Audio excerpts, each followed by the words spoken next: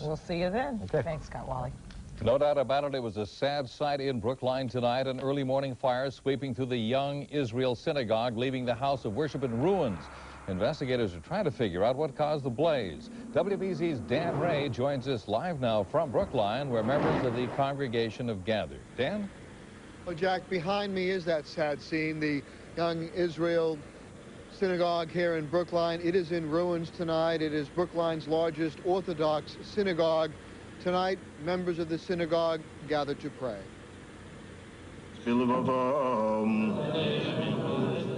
Just hours before these prayers were intoned, early Tuesday morning, fire consumed this 30-year-old synagogue. By the time Brookline firefighters had arrived, the synagogue was engulfed.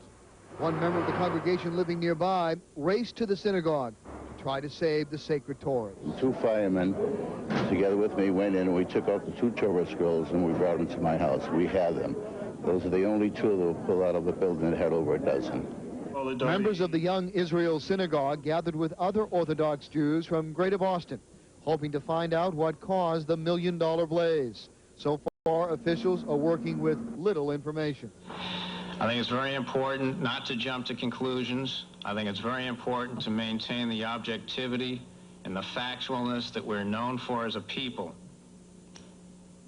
so that we can find out what really happened and so that we can prevent recurrences. We don't have any idea where the fire started because of the magnitude of the fire when we arrived.